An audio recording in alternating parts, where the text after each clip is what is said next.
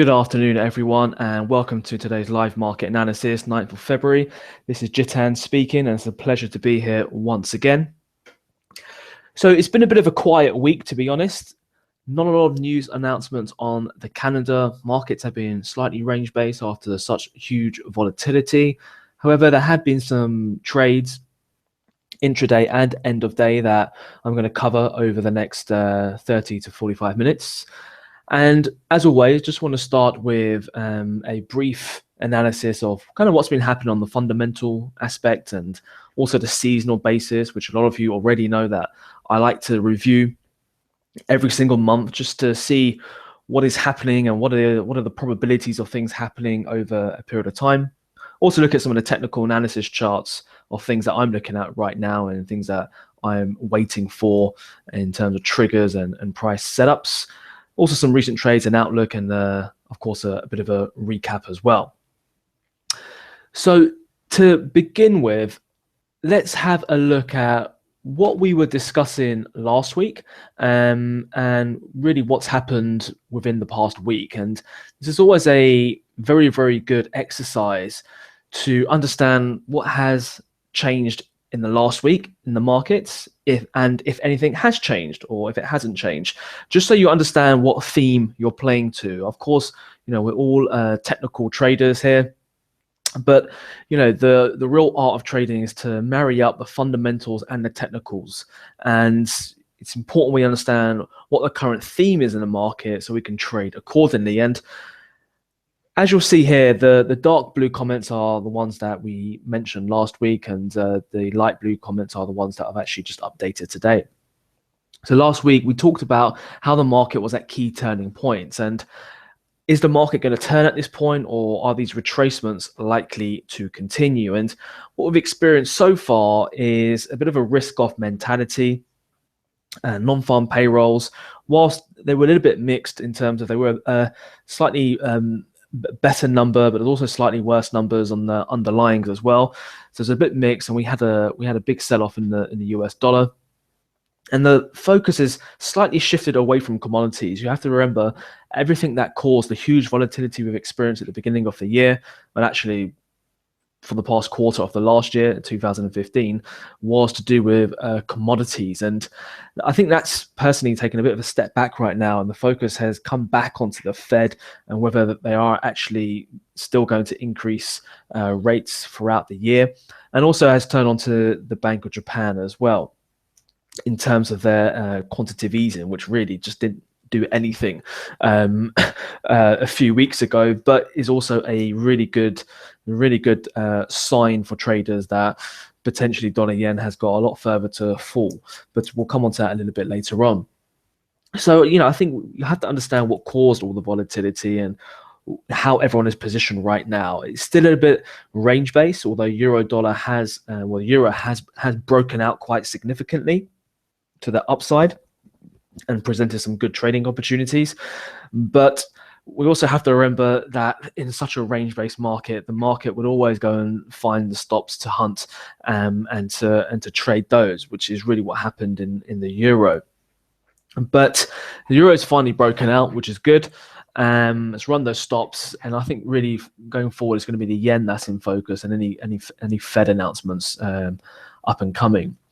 So volatility last week, we expected volatility to pick up as traders kind of booked profits, and it hasn't picked up just yet, but we have just gone into that Asia holidays, and Asian Chinese New Year, so it's a very light economic calendar.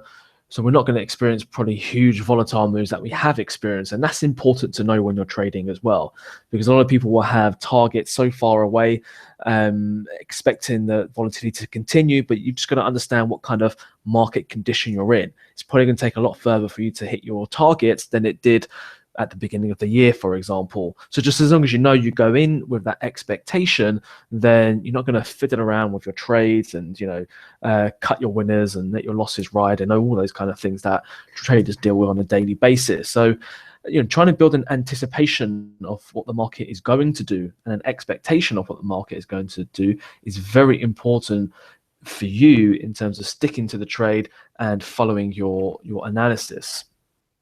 So In terms of what the focus was for intraday perspective, I focused on running stops in the low liquidity environment, and there's some good trades even on the euro this morning actually on running stop losses to the long side, and we'll look at that in a moment. And I think right now the Canadian dollar pairs look quite interesting. Oil has really trading in a symmetrical triangle right now, and it's just bounced off some lower support. Now, of course, we expect that to break and continue lower, but I think we're just probably going to see a bit of a basing in oil prices and just a little bit of a sideways movement from now.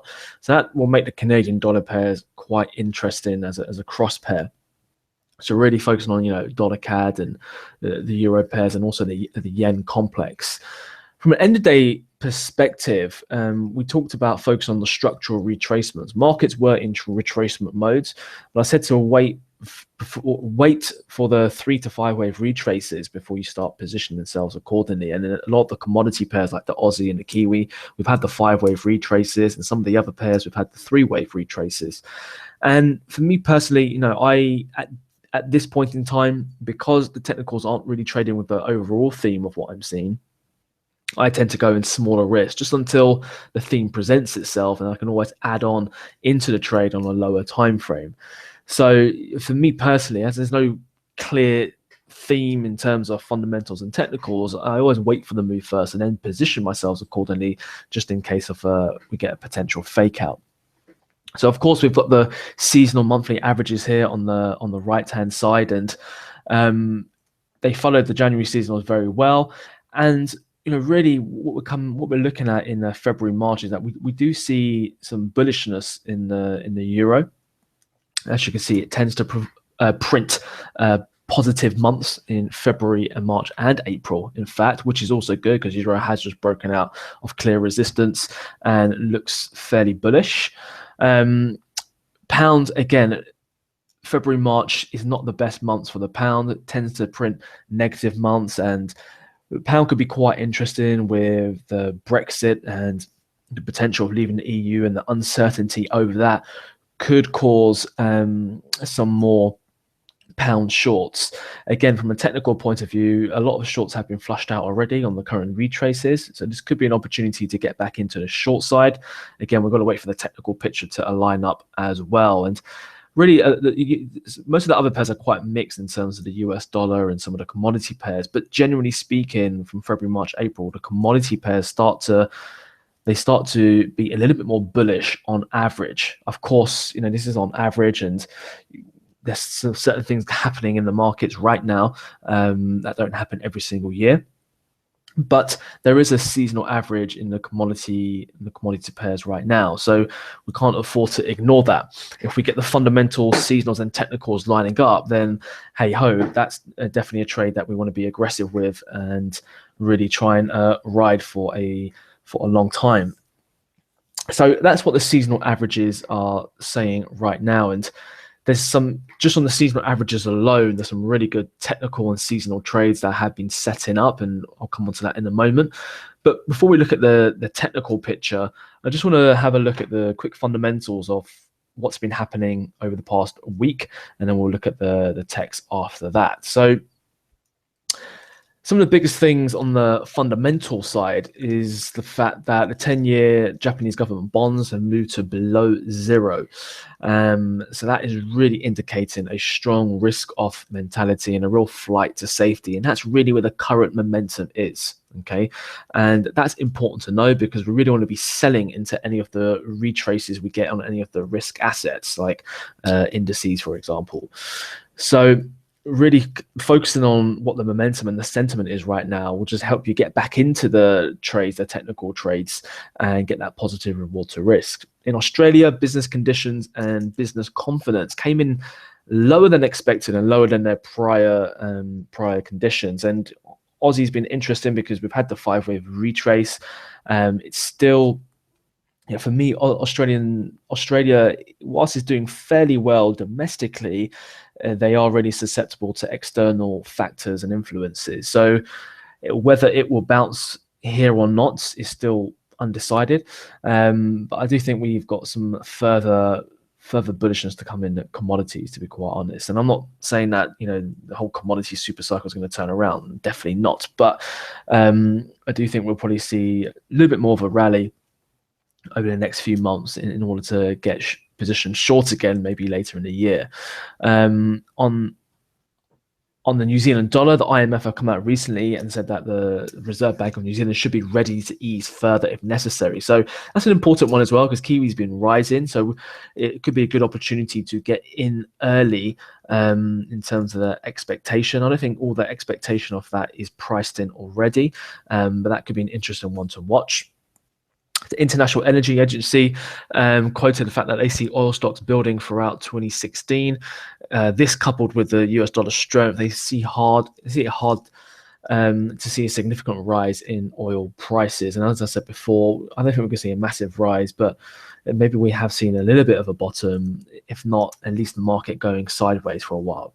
So again, there's not a prevalent theme like there was at the beginning of the year in terms of fundamentals, technicals and seasonals lining up.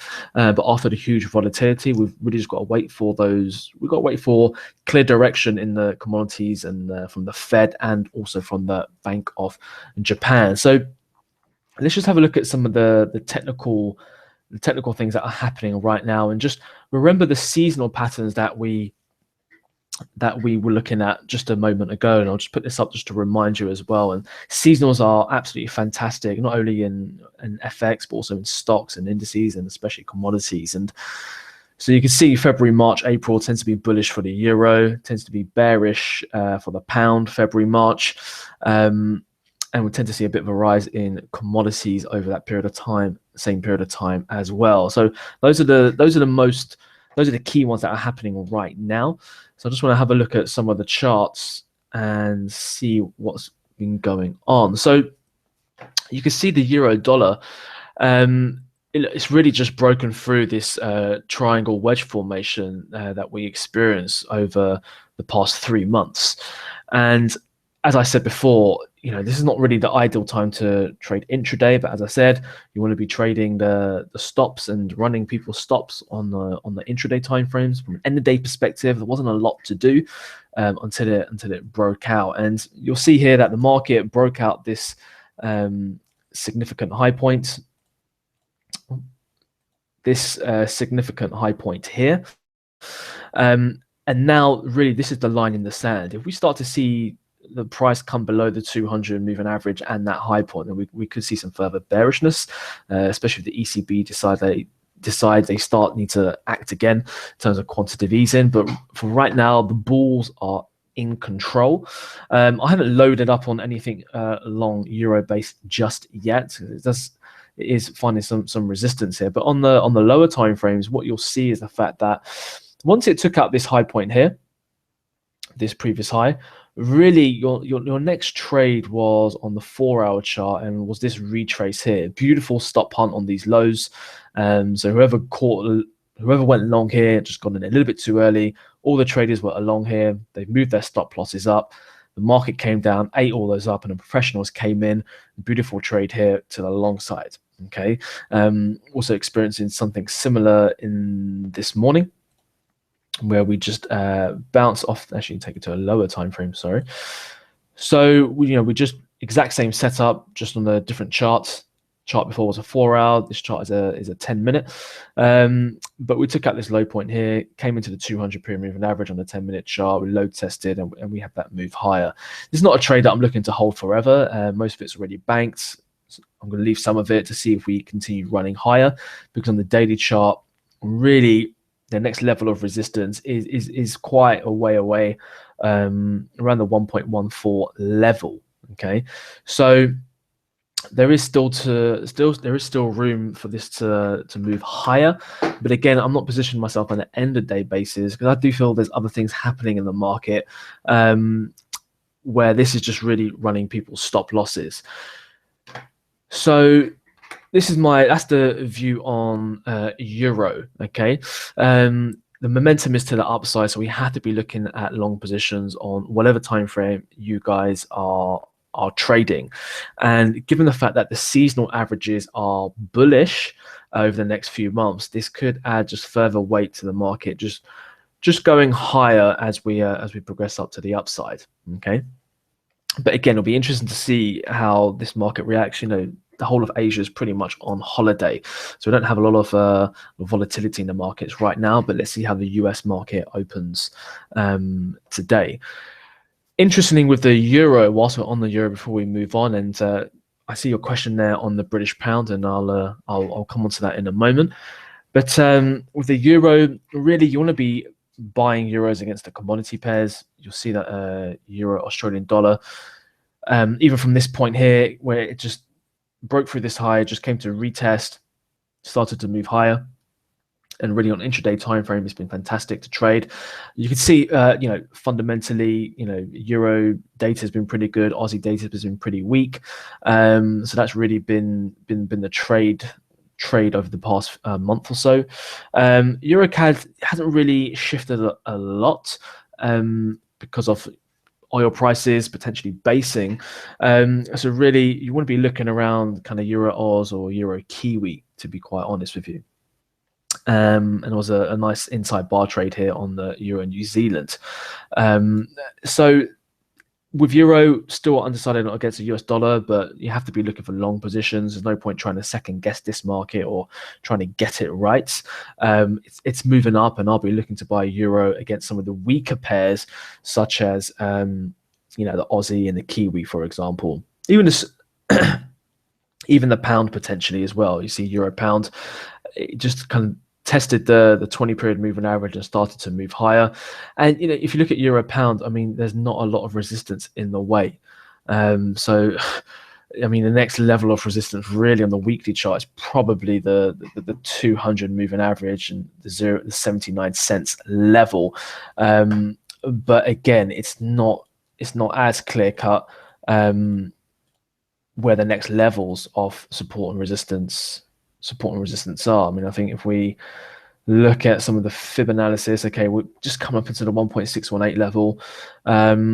So that could just be a further retracement on this high here as well. So around spot 78.30. But nonetheless, look, this is moving to the upside, and you have to trade it accordingly. So let's have a look at, so we're on euro pound. So we have a look at the British pound. So the British pound, okay, someone's put a question here at what is your view on the pound? Is 1.48 possible? Well, look, of course, anything is possible within this market. I think, personally speaking, if we do get up there to the 1.4 level, I would definitely be looking to short this. However, given where it is right now, I would think that we had some further upside for then it to turn over and have some further downside. The seasonal averages are suggesting some more bearishness.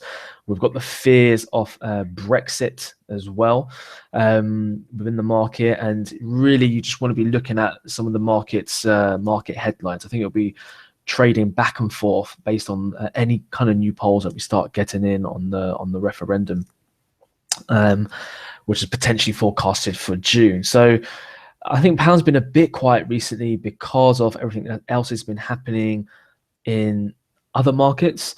However, this volatility will start picking up. I'll be a seller if it does start moving higher to 1.48 or 1.49. It may just want to retrace in a bigger wave formation. But given the fact that it's found some resistance here,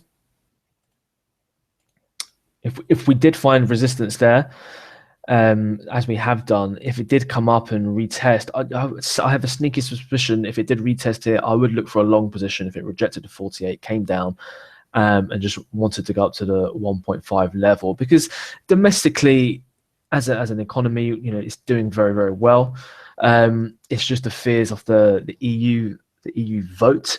But again, once we start having some more headlines and some more ideas into that, it's just going to be range based in between these two points. But we have to remember the seasonal averages are to the downside. So from an end of day perspective, I'm not positioned on this.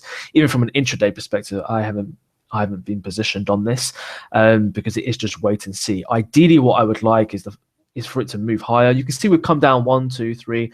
This is nearly 4 or 5 days now. We've come down without taking out any previous day's high. So I'll be looking for a 3-bar retracement higher before a potential short position. That's what I would like to see before I get short again, and at least running up. Then I would expect this low to be taken out. If we look at the bigger time frames,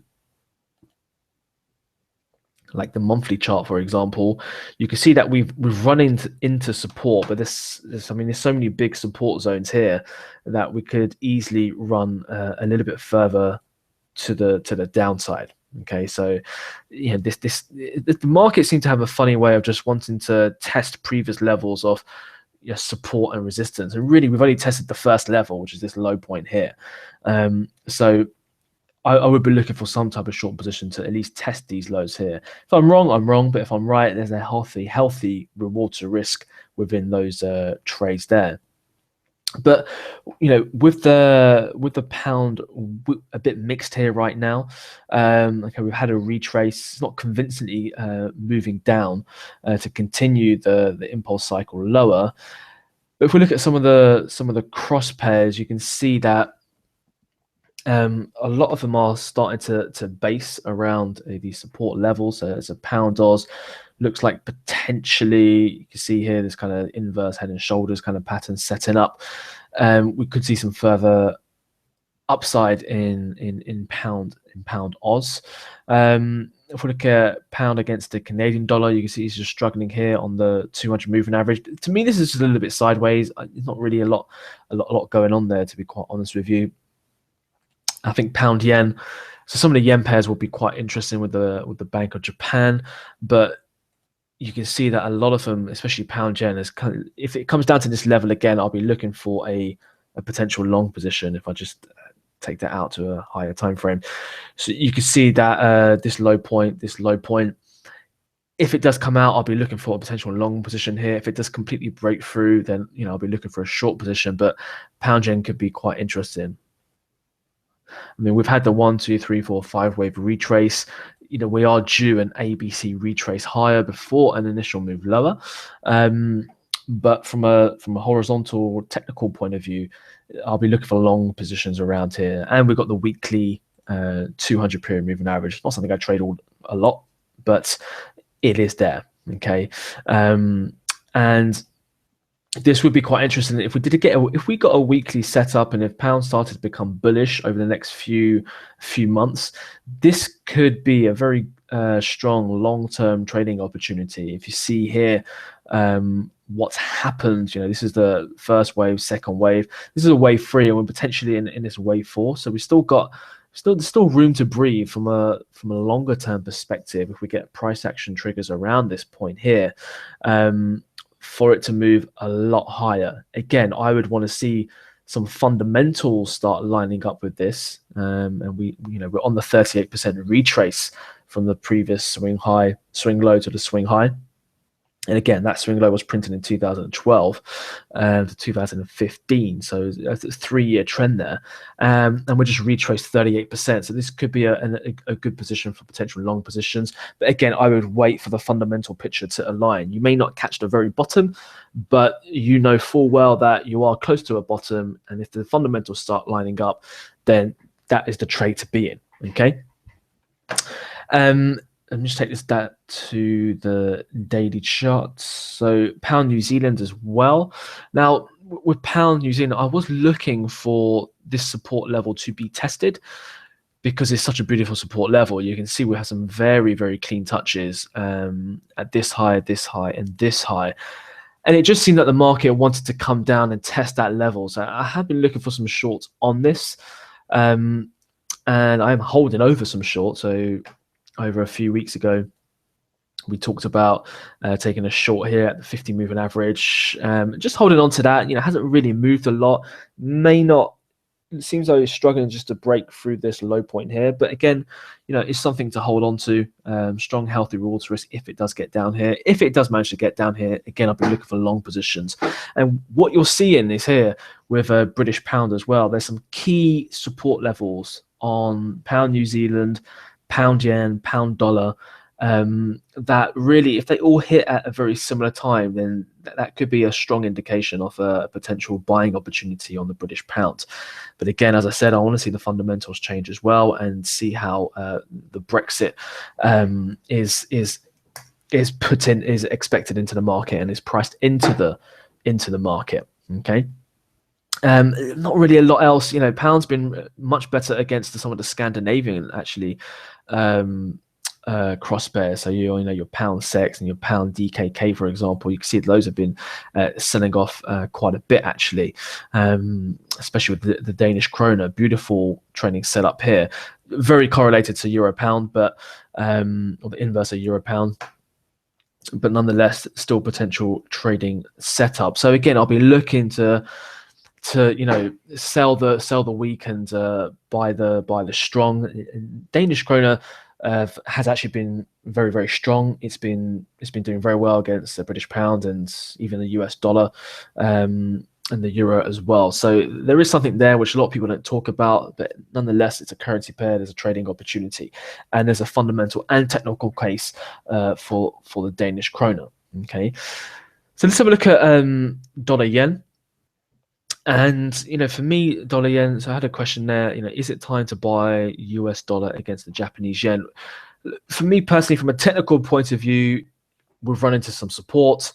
You've got some fib level extension levels here as well. You've got a weekly 100 moving average. Would you a little bit of a move higher? Okay, but for me, to be quite honest with you, this is just. This is not a bullish sign by any means. The fact it's been going sideways, but for me, I'm personally just flat on dollar yen. I don't have the fundamental bias is very mixed with the US dollar and what the Japanese are trying to do, or the Bank of Japan. But I do think there's some key warning. I mean, look, this aggressive sell-off here.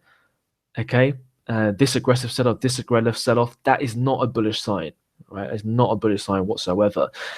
If we do start breaking out this low here, there's a long way to go before the next level of support, right? At least 110, but really you're looking at 105 to be tested, right? So I'm not positioned yet on this.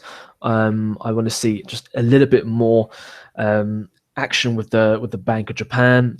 Are they going to ease? And here's the fact: even if they did ease, for example, is the market even going to believe it? Right? That's another important aspect, because they did something here, and what happened? They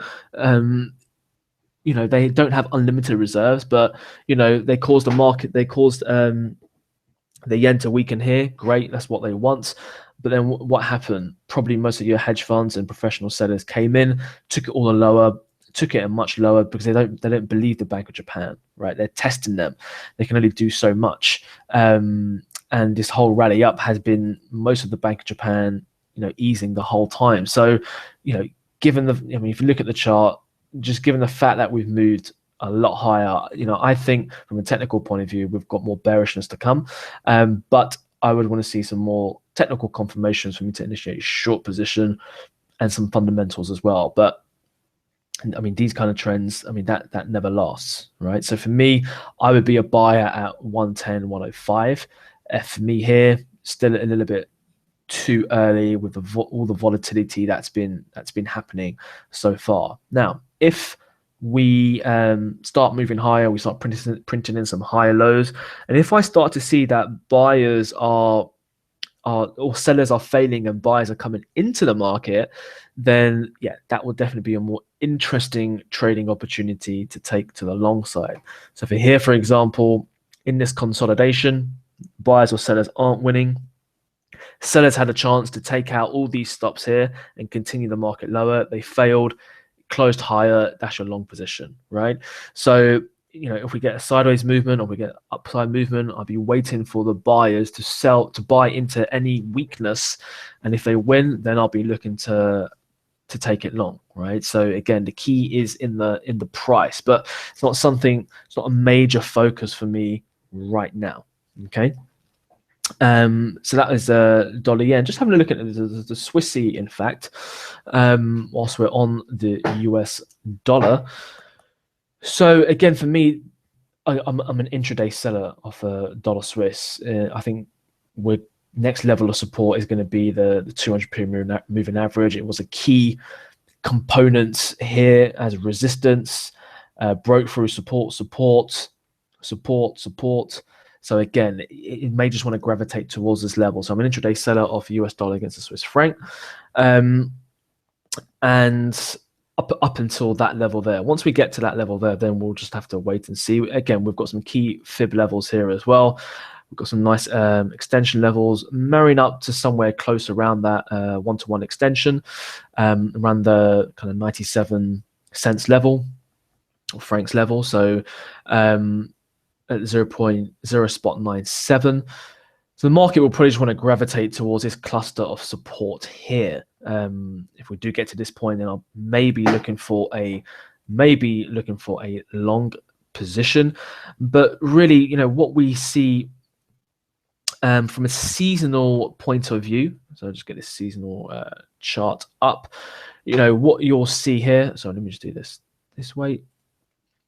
So what you'll see here on a seasonal chart that February, March, the Swiss franc tends to be positive before a negative turn in April and May. So obviously this dollar Swiss moving down is Swiss franc positive. So this moving down is in line with the seasonals for February and March, and it is suggesting a turnaround in April and May. So we could we could definitely move lower over the next few months towards this point here, and then turn around kind of April May time. Okay, so that's something to be looking at. But right now, dollar Swiss short from a seasonal and fundamental point of view as well, in terms of the fact that most people are not expecting any move from the US Fed. And actually, there's a lot of people who are expecting that they're going to have to reverse their policy and go and lower interest rates again by 2017, considering what's happening elsewhere in the global economy, which in turn will affect the US as well. So this is definitely something to look out for, US dollar against the Swiss franc. In terms of other dollar pairs, again, I'll be looking to sell US dollar. We know Danish krona is pretty strong right now, so I'll be looking to sell US dollar into any type of strength. Okay, so we've got strength in the Swiss franc, probably because it's more of a risk-off environment. People want to buy Swiss francs, but really speaking, if we've got the fundamentals, technicals, and seasonals lining up, that's really where we want to be. That's really our playground. Yeah, that's where we want to be playing. Let's have a look at some of the commodities before we wrap this baby up. So we see that Aussie dollar has started to move lower, from a technical point of view.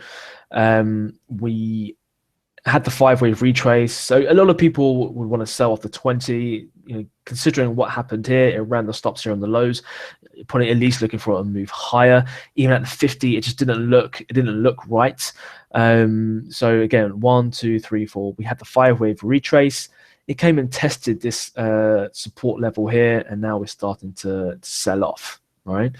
So again, you've got to be a seller of Aussie, depending on whatever your timeframes are to trade. You've got to be a seller of this, and again, I'll be looking to sell this and pair it with strength. So for example, Euro Oz, which is what we looked at before. Euro's looking pretty strong, Australian dollar's looking pretty weak. All right, so again, just matching your strengths and weaknesses. If we look at the New Zealand dollar here, so New Zealand dollar, I mean, that wasn't, we had a bearish engulfing bar at the 200 moving average. That was a pretty good signal to initiate a short position. I'll be waiting for a move higher to initiate a short position. Many people are still expecting the New Zealand to cut again. So I'll really be looking to get short in order for it to reach this level, and I'll be holding on some shorts in anticipation this horizontal level will break and continue lower. Okay, so that's really what I'll be looking at for Kiwi. All right. So there is quite a few things setting up actually from a fundamental and technical point of view, and we've just got to wait for the right triggers. Okay, so The most important thing is to follow a theme, yeah, and make sure your theme is consistent over a period of time. All right, that's going to be the most important part. Um, so in terms of a recap, so let's just have a quick recap here. So again, wait for the theme. Yeah, ECB action, Fed action, Bank of Japan. It's all in the limelight. Watch the headlines, and you may not be positioned before the event, but you can position yourself after the event when you get the technical setup. Again, right now, it's all about trading the momentum. Okay, and momentum is probably a better word than the trend, because you've got to follow where the momentum is. It's not about trying to be clever and trying to pick the top and bottoms. Just follow the momentum and follow that. Right, at the end of the day, we're just looking to make profits here. So, we can only trade the momentum with what we see in front of us. At these current turning points, I look to manage risk appropriately, just to ensure that we do get the momentum and trends continue in our favor. For me, from a fundamental, seasonal, and technical bias, I'll be looking at euro dollar longs, dollar Swiss shorts, and pound dollar shorts as well. From a fundamental, technical, and seasonal perspective. From an intraday basis, I'll be looking at those pairs and to match the strengths and weaknesses, and really looking to hunt people's stop losses on any fake outs. It works very, very well in low liquid environments like we've experienced this past week, but also in high volatility environments as well. They just tend to get bought and sold very quickly. Okay, from an end of day perspective, really look to focus on matching the strong currency pairs against the weak currency pairs, just so you can follow the momentum. Bear in mind, the calendar is very light this week due to Asia holidays. But nonetheless, we've still got commodities moving. So really just look at the correlations that we've been talking about over the past few months. Okay, that's it from me, guys. I hope you found this to be of use. If you have any questions, please pop them up. I'll be around for a few moments just to answer those. And I wish you a very good trading week, and look forward to seeing some of you at our events on the 12th of March in London. And for those of you who have any questions, just please let us know. In the meantime, I look forward to seeing you and speaking to you next week, Tuesday. Take care and have a fantastic trading week.